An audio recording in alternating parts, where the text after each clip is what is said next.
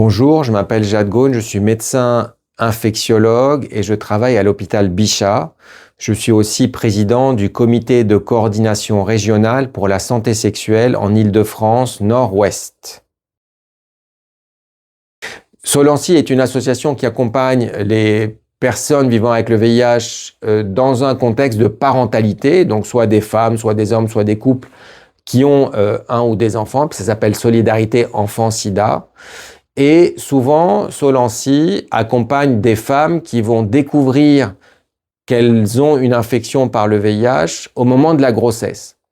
Et donc, on peut imaginer le tsunami que ça peut représenter quand on vous annonce que vous avez une maladie pendant la grossesse, avec toutes les questions autour de est-ce que je vais transmettre à mon bébé, qu'est-ce qui va se passer, est-ce que je vais le dire au papa ou pas, est-ce qu'il va me rejeter, comment je vais faire avec la famille, comment je vais expliquer ça, moi je dois prendre des médicaments, le bébé va devoir prendre des médicaments.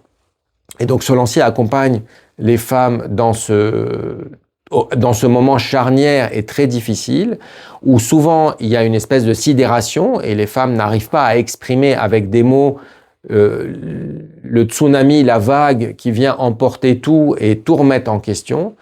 Et les psychologues de Solancy qui accompagnent ces femmes ont eu l'idée d'essayer de passer par la photo pour que ces femmes puissent exprimer ce qu'elles ressentent et essayer de témoigner de ce qu'a été leur ressenti au moment où on leur a annoncé ce diagnostic pendant la grossesse.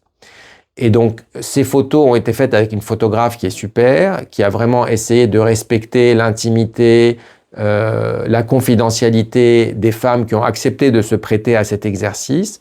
Et donc, il y avait 3 photos au départ qui étaient proposées. Une photo sur le lieu où les femmes ont appris, où elles vivaient au moment où elles ont appris qu'elles étaient séropositives. Une photo des femmes, souvent elles cachent leur visage, mais vous verrez si vous achetez le livre ou si vous avez l'occasion de parcourir le livre, qu'il y a un vrai travail sur le mouvement avec des tissus, de la couleur, la texture des tissus, des poses que les femmes prennent pour essayer vraiment d'exprimer ce qu'elles ont ressenti à ce moment-là. Et une 3e photo qui était plutôt en lien avec la grossesse. Donc, pour certaines, c'était un biberon pour dire que on leur a dit qu'elles ne pourraient pas allaiter et donc qu'elles devraient donner un biberon. Et donc, c'était pour elles assez traumatisant de savoir qu'elles ne pourraient pas allaiter leur enfant. Pour d'autres, c'était le petit bracelet qu'on met à la naissance pour dire on m'a dit que j'avais une maladie grave, mais j'ai quand même donné la vie et mon bébé est vivant, il va bien, voilà son bracelet. Donc vraiment, c'était un triptyque de photos où les femmes exprimaient ce qu'elles avaient ressenti au moment de cette annonce à travers l'art et l'image. Et ensuite, comme les photos étaient très belles, Solancy a proposé de faire des expositions itinérantes.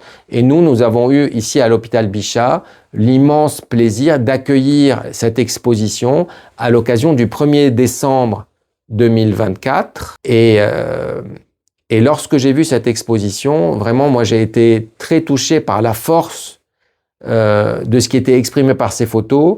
Et je pense que on n'aurait jamais pu exprimer ça avec des mots. C'était vraiment très fort ce qu'il y avait dans les photos. Donc, je peux vous montrer juste la couverture du livre, qui est absolument magnifique, où il y a les photos avec tous ces jeux sur les tissus, les couleurs, le mouvement. Et ça aurait difficilement pu être exprimé uniquement par des mots.